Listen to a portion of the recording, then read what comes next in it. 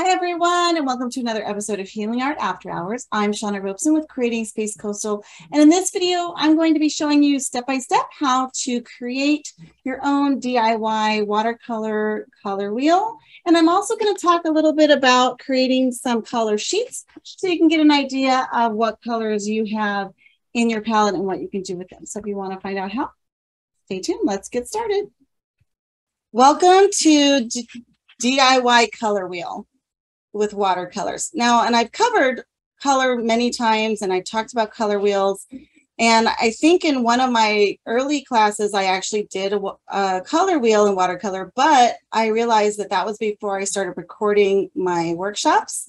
And so I did want to create one that I can put on the YouTube channel for people to watch, because I think that it's a very important way or a very helpful way to learn your materials in watercolor.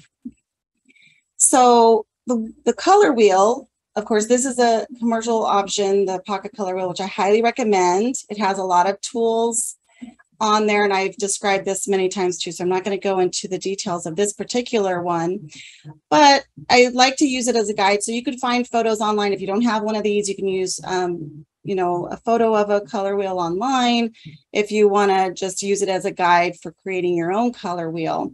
But basically, if you think about the rainbow of colors, and basically what we see is really the light reflected. So when light hits something, it reflects off rays, and that's what we see. So it basically absorbs all the other things in this color spectrum.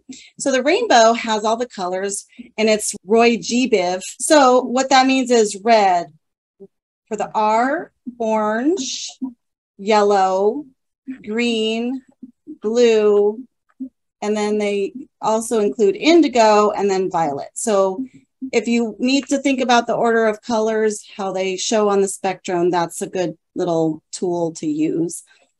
Now on the color wheel, this is a tertiary color wheel, meaning it includes the primary colors, which are the three primary: red, yellow, and blue. Those are colors that you can only get through by their base color. You can't mix two other colors to get those primary colors. So that's why they're called primary, just like primary numbers. The secondary colors are when you mix any two primary colors together, you get a secondary color. So red and yellow make orange, yellow and blue make green. So those are the secondary colors. And then the tertiary colors are when you mix any of the primaries with any of the secondaries. Yellow mixed with the secondary color orange then makes yellow orange in this case, because we're adding yellow to it. So we're making it more yellow. So if you look at the way the colors are created, it's basically, I'm starting with yellow and I'm adding a little bit of red. I'm adding a little more red. This is 50-50. Then I'm adding a little more red, and now I'm at red. And then I'm at red, I add a little bit of the next color, which is blue, and I get red violet because it's mostly red still. And then I'm adding a mix of the two, so 50-50, and then I'm adding more blue. So it's basically you're just adding the next primary, and you move closer and closer to that primary. And it changes the temperature of it. Red is the hottest color, so as you move towards that color, from one point you get warmer and warmer, and then as you move away, you get cooler and cooler. And of course, yellow is also warm, so as you move from the blue, which is a cool color, you're getting warmer and warmer as you move towards yellow. So that's the basic color theory principles. And that's what we're trying to find out is, what do our paints do when we mix them together? And sometimes we're kind of surprised at what you get, because it's not any yellow and any red's going to make this color orange. So it's important to understand what your specific paints do when you mix them together. Now, you may be starting with a really, really simple palette of colors. Maybe you only have one yellow, red, and blue, and that's all you have to work with. But many of us have a mix of yellows, reds, and blues, and we don't always know what they're going to do when we mix them together. So a color wheel or doing color swatch sheets are good ways to find out. Because watercolor is transparent, this is when you lay or glaze one color over another. So I did a whole chart with all my colors. I didn't use the neutral colors because that's going to be really muddy. But with my colors, I did a glaze. I did one color and then I let it dry and then I did a cross color. And now I can look through and find out, okay, my Hansa deep yellow, when I glaze it over dioxazine purple, it's going to be this color. So this is a chart that will help me find out what all colors I can create through glazing. And it's going to be different if I lay the yellow over the top of the red or I lay the red over the top of the yellow, it's going to look different. So this shows both ways. So that's one way that you can get an idea of how your colors will play together. Okay, so that's doing the glazing or layering chart. The other thing you can do, and because I have so many colors, I need a little bit more space. I did the mixing option as well. So this is not mixed on the page. This is mixed in my palette, and then I paint it. And I do the same kind of idea, except for I'm actually mixing the paint together rather than glazing them. And I do a sheet of all the greens. So these are the secondary colors. So I do all of my yellows, and then I do all of my blues, and then I see what those look like together. So I can see all the greens that I have. Now, obviously, this is just estimating mixing 50-50. I can always add a little bit more blue to this or a little bit more yellow to this and get a whole nother color. So this is just a starting point to get an idea. It's like, okay, I want an olive color. I can mix my ultramarine and cadmium and get a really nice olive color. So this is really helpful to see the breadth of colors that your palette is going to give you. This is an example of doing the purple. So this is the violet secondary color, and they all look so different depending on what I mix. So I can look and say, well, these ones here are the most violet-like. I mean, this looks really plum, but if I want a good, nice plum wine color, I know I can mix these two together. And this is one of the most challenging, I think, secondary colors is the purple to really estimate. So this is really handy to know. And you know, sometimes you might think if it's difficult to mix it or no, you just buy secondary color in a tube, and you can certainly do that. Now I wanted to just show you how I created one of these charts. So if you wanted to make it for yourself, you could. I'm just going to do one line just so you can kind of see the process. But I basically taped them off. You can use washi tape, or I have this really thin painter's tape that I bought this with. It's like an 1/8 inch. And so I just created a grid doing that. You don't even have to create a grid if you don't want to. You could just try to keep space between them, but this just helps me keep them separated a little bit easier. And doing this exercise helps you decide maybe which ones you want to do, which color you want to do for your wheel, because you may pick 3 what you consider primary colors, but they may not look great together. Like this was a wheel that I did before, and I used cadmium red, cadmium yellow, and phthalo blue, and I really don't like my violet at all. This is, you know, this isn't the greatest violet color. So I'm thinking, okay, I mean, these are some great colors, and it tells me how they play together, but it's not giving me that true violet that I'm looking for. And typically when you see the primary colors, especially like if you think about printers, it's that, I'm trying to remember what the yellow, they call the yellow, but it's cyan blue, which is basically thiocyanine blue, and the magenta, which is a more cool, like pinkish red, and then the yellow, which I can't remember. I'm not sure what they call the yellow. So I picked for my palette today, for my wheel, I picked the thiocyanine, the azo yellow, and the alizarin crimson, and those are going to give me a completely different color wheel than this did, because I'm picking completely different triad of colors. So we'll see how those look together. But first, let me just show you, if you want to do these charts, you know, just a way that you might want to go about it. I think it's worth doing because it'll save you time in the long run, even though it's a lot of work. What I do is I pick a line. I either can go this way or this way. Let's say I'm going to pick this alizarin crimson. So all of these are alizarin crimson, and then each of the yellows with alizarin crimson. So what I'm going to do is I'm going to make 1, 2, 3, 4, 5 little pools of alizarin crimson on my mixing palette. And I want it to be pretty saturated in color. I want to make sure that I have, you know, as much pigment as I can get. And I actually, for this exercise, I use 3 water dishes because I want to rinse really well. Let's see, I need 1, 2, 3, 4, 5. I want to rinse really well because I don't want any contamination of color if I'm trying to see what my colors are going to be doing. So I have a nice saturated pile of each of those colors. I'm going to rinse in my dirty real well. I'm going to rinse in my clean. And then I'm going to do a third rinse just to make sure, because if I have any red left in there, that's going to contaminate when I start lifting my yellows out. Okay, now I'm going to start. I have mine in order, so I'm just going to start with my azo. Get a nice, load my brush with that azo. And I'm just going to come and mix it. I'm going to be careful. I don't want to like stick in the middle of it because I want to grab the color a little at a time until I feel like it's, you know, about 50-50 saturated. I don't want to try to, you know, I mean, it's an estimate, you know, you do your best.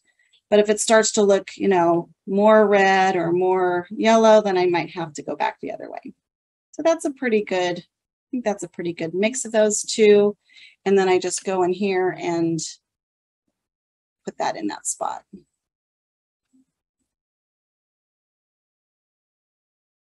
And now I have what that looks like. Now I'm going to rinse real good, triple rinse.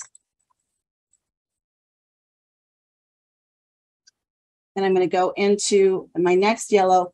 Now, one thing you have to be careful about is if your yellow is contaminated at all, like I have a little bit of blue there that got contaminated in there. I'm just going to basically wash off an area, make sure I'm not going to pick up any of that blue because I don't want to contaminate my colors. And then I'm just going to make sure to pick up the paint from a nice clean area.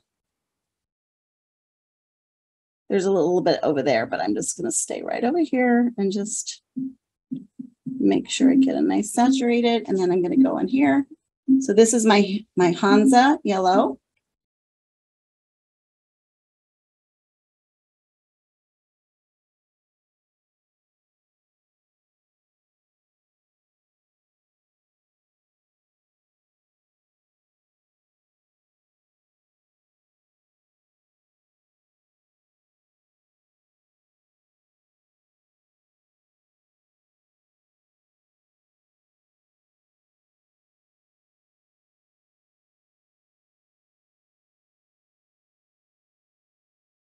So basically, that's what I do to create these sheets. I think they can be really helpful for just a quick view, especially if you have more than 1 or 2 colors of any of the primaries. This is what the printout looks like of the color wheel, the template that I made.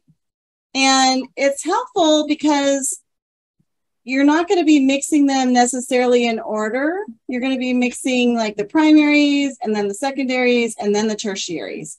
And so it's really important whether you print this off or you make your own to label them, because it's easy to get confused of where you're putting what once you start going. So, and I also recommend adding the color that you're using. So even if you use the pre-labeled one, all I have is red primary. So then on top of that, you would say cadmium red or alizarin crimson or whatever it is that you're using specifically, so that when you refer to it, you know which colors were used to create that. And that'll just help it when you're actually working on it, so you don't get confused, because I've definitely, you know, I can get, you know, lose track of where I was easily. And maybe some of you can too. So hopefully that will help. Now, if you don't print that off, or if you don't want to print it onto your watercolor, I did have some problems with my printer. So I have an old printer. It's a laser, and it did sort of create some of these like faded duplicates. So it wasn't perfect. And it's not that thick. This is my 140-pound. It's not real stiff. So I thought it would work fine because it feels pretty much like regular cardstock. So I don't know how well your printer will work. Try it out. Just be aware that if it's not a laser printer, that ink might be a little bit, it might be water soluble. So just be careful when you get close to the lines to not rub them, and they might be okay, or you might get some problems with that. So just be aware. I have a laser, so I was able to do it. I don't have to worry about that. And some inks are more durable than others. So just be aware of that issue. You can always print them out at like you could go to a printing place, like an Office Max or something like that, and print it if you want. Or like I said, you can just trace, you know, using that, you know, putting the pencil on the back of the printout and then drawing it onto the page. I do recommend, you know, you can use like a permanent marker to mark your lines so they're very clear. But if you want to just create your own, in case you haven't been to my mandala class, if you've been to that, you already know how to create. But if not, let me just quickly show you. So if you're using a compass, this is I think the easiest way. But if you don't have that, I'll show you an alternative in just a second. But basically, you can just decide how, you know, how big your wheel is going to be. I would make it as big as you can on the page that you're using, just to give you a little more space to work with.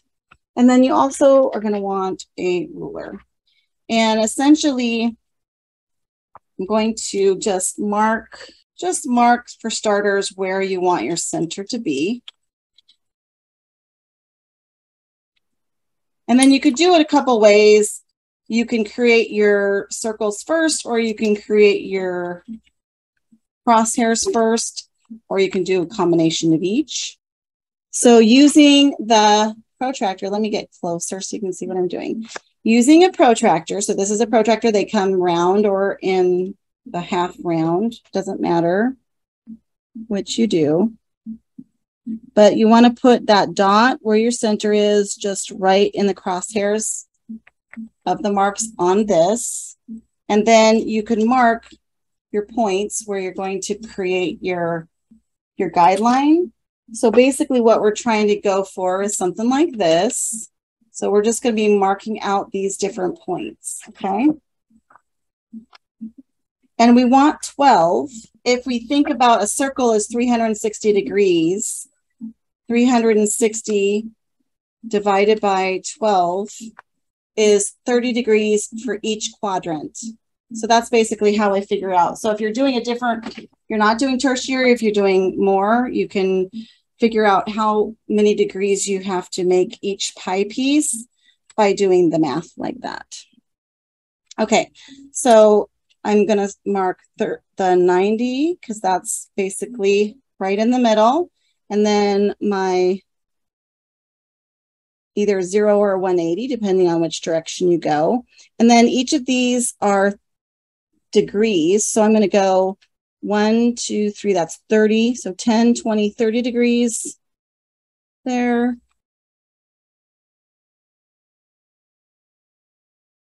I've got all those marks there.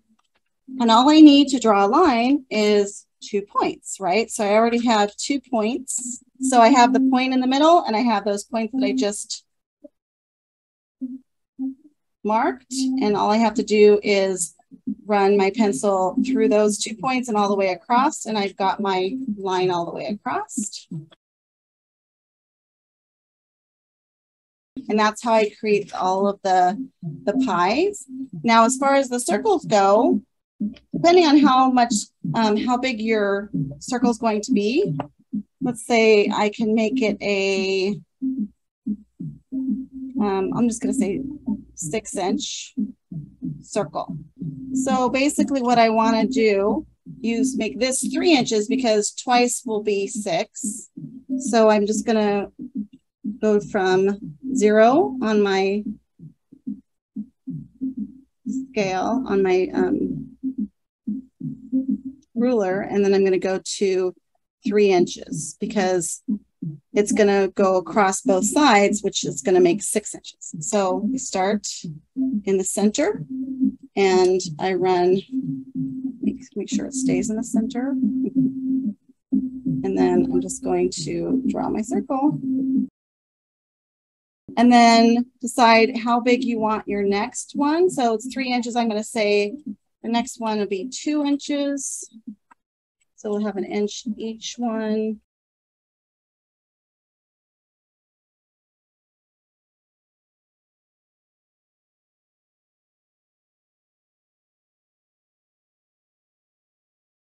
That's how you would make your guide.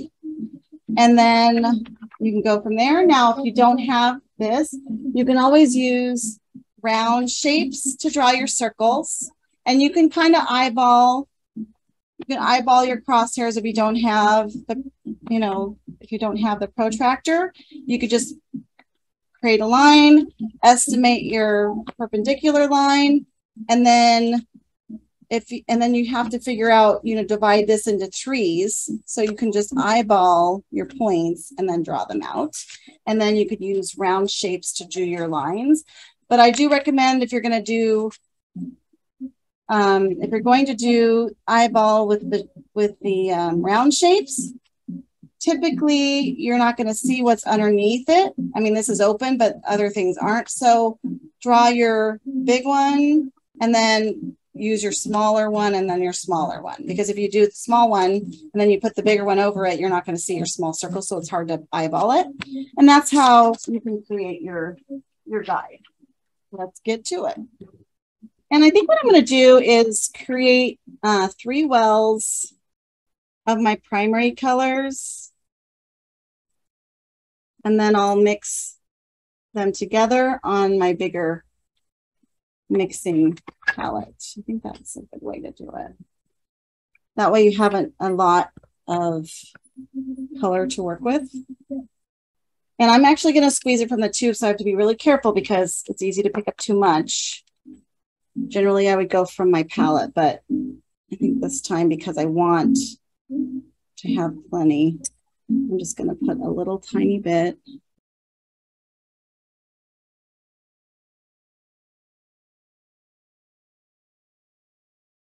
And I'm using the M-Gram. This is a honey-based paint, so it stays really nice and juicy as far as watercolor paints go. Even when it dries gummy. That's what I like about it. A little goes a long way. And then I'm using the Cyanine blue, or otherwise known as phthalo blue, or even I want it to be as pure as possible. One thing you do want to do when you're choosing your colors, I did want to mention this, is I do recommend trying to pick something that is a single pigment. So this is pigment PB 15-3. I talked about that in a previous workshop, how the pigments are created. So this is pigment PB pigment blue 15-3. This one is P yellow, so PY 151, and this one is PR 83. If you see multiple pigments, then you're gonna, sometimes that can create a muddier mix. So ideally you want to use single pigments. You're going to get the most pure mixes with those. So just be aware of that when you're choosing. If you have a choice of a single pigment. Now, obviously for my sheets, I did everything. So, and you'll probably notice that the ones that had mixed pigments just, were more surprising in the results that you got. So we try them out, explore everything. But if you're trying to do just one primary wheel, try to choose something that's single pigment. All right.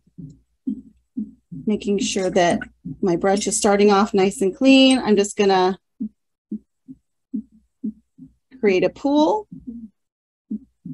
I'm grabbing a little bit of the paint at a time. I'm not sticking my brush right in there. Just a little bit at a time until my water is completely saturated. And that just means I don't see any more deepening of the color as I add more pigment. So that's how I know that it's as saturated as possible. I don't want it to start having chunks of the paint in it. I want it to be nice, a nice smooth mix.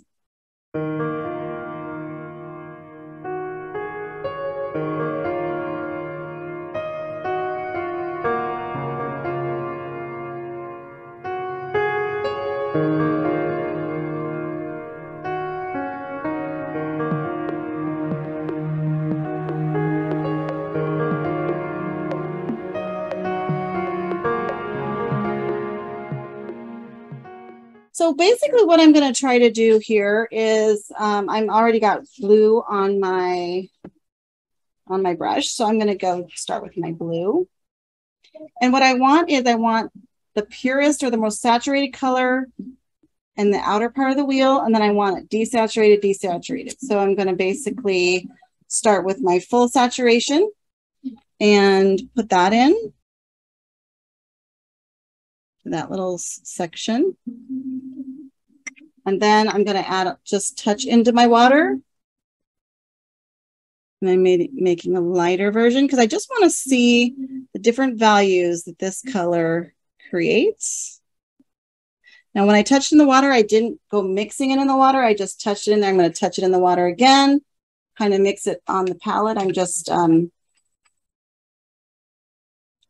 touch it in the water, and then I kind of mix it on the palette a little bit to get some of that liquid off. I don't want it too wet, and then I'm going to go in. And if it seems too close to the previous one, I can try to dilute it a little bit more. So now I have basically 3 values of that color. When you're working on the wheel, it's a good idea to not work in the neighboring section until you let it dry, because if you accidentally touch at all, even just a little bit into that other paint next to it, it's going to pull it right in. It's going to wick it right into the neighboring quadrant. And you don't want to do that because that's going to kind of mess up your mixing. So that's why it's always a good idea to just, I mean, it works with how you mix it too, but do primaries first, and that'll give time for that one to dry. Okay, now I'm going to actually go with my yellow next since it's easier to wash out.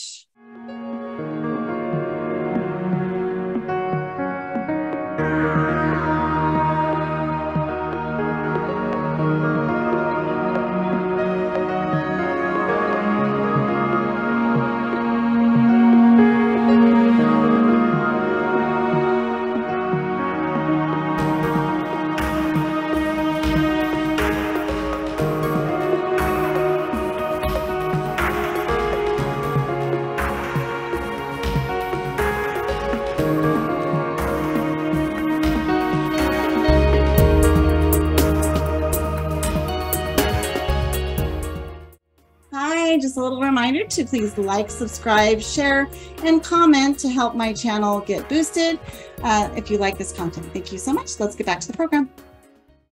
All right, so I've got my primaries. Now I'm going to start mixing my secondaries. So what I want to do is I'm going to take my yellow first because it's a lighter color. Like I said, it's easier to clean off. And I'm going to put a couple, oops, I just, no, hold on a second. I just splashed the yellow into my blue. Don't do that. Try not to splash your primaries into your other primaries. That's a bad idea. I'm going to lift that yellow out. Okay. Maybe keep my things a little bit away from each other and don't get so vigorous. cautionary tale. You'll notice I try to give a lot of, you know, cautionary tale advice. Well, I don't try to, but I do. Because things happen, and I think it's important to realize that so you don't get frustrated when they happen to you. Okay, so I'm going to make a pool of yellow. Get a little more of that pigment. Now my palette is stained because this is plastic, and this is why I don't like plastic palettes. I prefer the ceramic, but I don't have a bigger one that's ceramic. So, but you can see that the plastic is stained. So now my color is going to show that blue through it, and it's going to look a little green. And it's not because it is green. It's just because of the staining. Hopefully that's not really lifting. Okay, I'm just making a couple puddles here of the yellow. And now I'm going to go in and I'm going to start with my blue. So I'm going to do my secondary, mixing my blue with my primary yellow. And you want to be careful not to get them too close on the palette either, because if you accidentally do mix them together, then you're going to contaminate. Okay, so there's my green.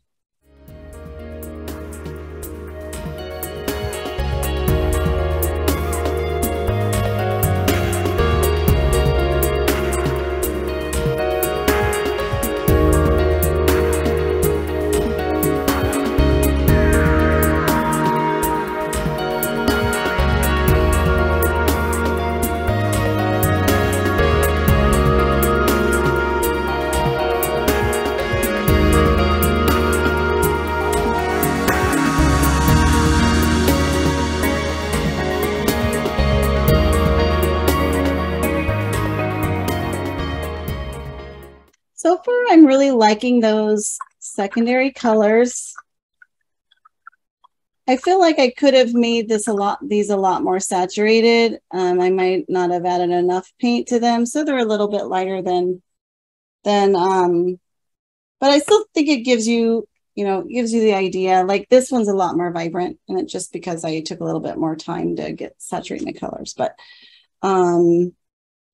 it still gives me an idea of where the color is going. It just maybe is a lighter shade. I could go back in and put another, layer on there if I really want to show this fully saturated, but I'm not going to do that today. But I just let you know, because it does always dry a little bit lighter. All right, so now I want to go back to one that's dry. And I think we did the green first. That feels pretty dry. So now I'm going to go and add a little bit of the yellow to the green. So I have this yellow over here and the green here. I'm going to just make sure I get as much color. And I'm just going to take a little bit of that on this side. I still want to get into that with a different color, so I'm kind of leaving that. I'm leaving that half untouched. I'm not mixing the whole thing. I just want to make it a little bit more yellow, so I'm just mixing it kind of between the two pools. That looks good.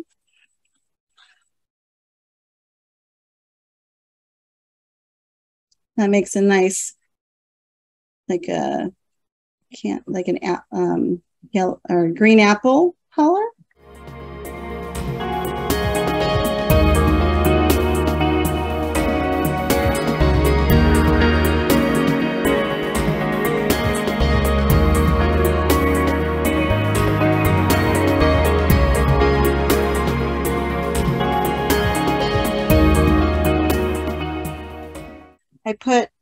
I added the yellow to the green on this side of the green pool. There was a green pool here, and then I added my blue on this side of the green pool. So I used the one green pool to mix those two different colors to get my tertiary colors.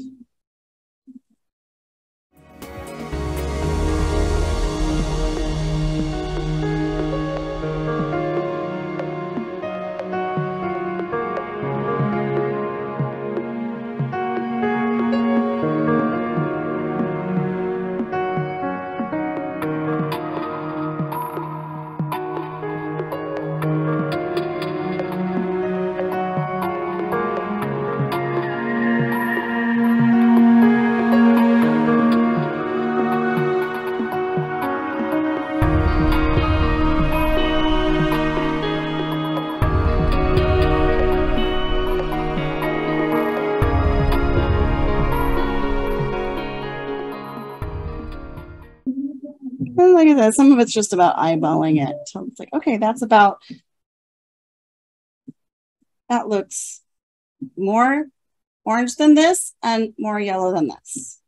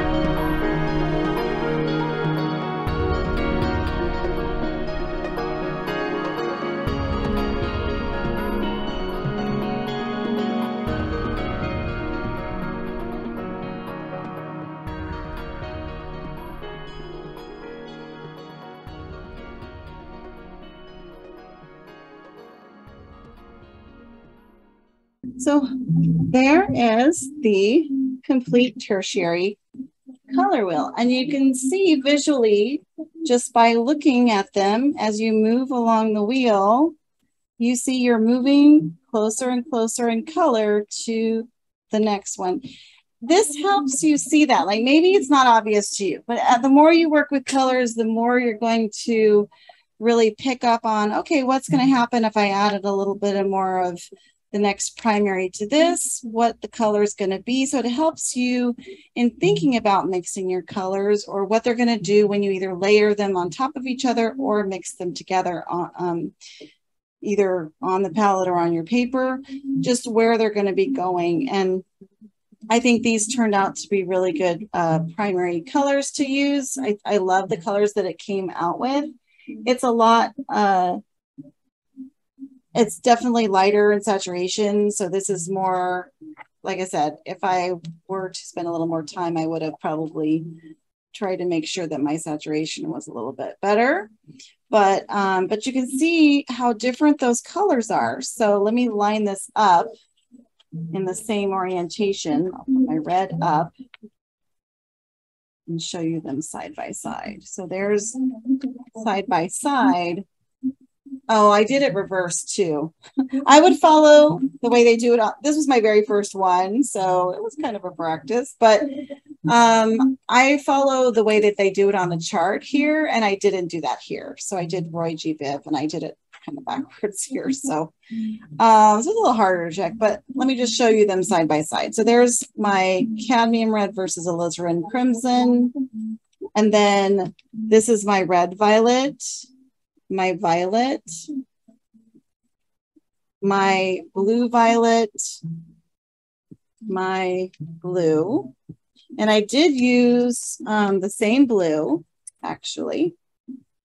And then the blue green, the green. This cadmium yellow makes a lot, you can see that's a lot warmer green because the cadmium yellow is a lot warmer yellow to start with. So it's going to look like this just has a little bit more blue just in the color. I mean, I can see that, but again, if you're new to color, you may not see it as obvious. This is almost like a sunlit green or a sap green, and this is more of a soft like apple green. And you can see how cool this yellow is compared to this yellow, which is why you're getting these cooler shades. The yellow orange,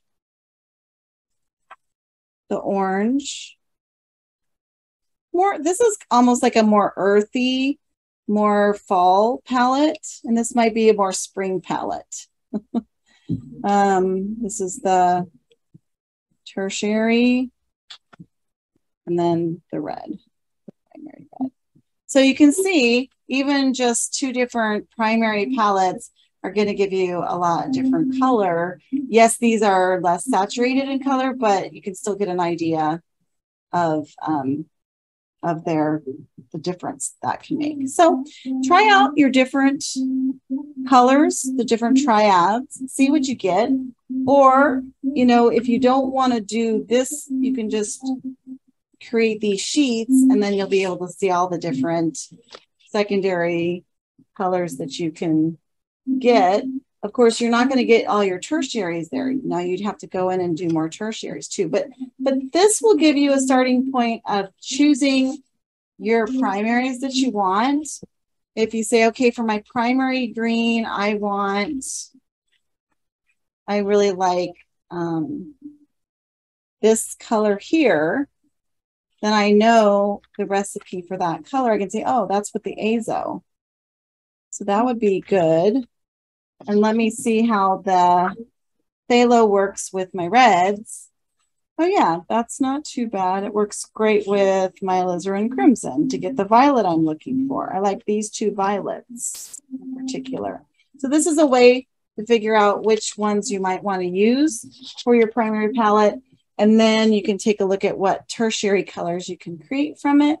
And it's a lot of fun, a good way to just get familiar with your materials, how they mix, how they lay on the paper, and what colors you have. Because even with just 3 colors, look at how many options that I have. You don't have to have 30 different colors of watercolor or even acrylics for that matter. If you have, you know, if you have good good single pigment paints, you have a lot of choices. Thank you so much for joining me for another episode of Healing Art After Hours. And again, please don't forget to like, subscribe, share, and comment if you like my content. Thank you so much. And as always, happy creating. Bye.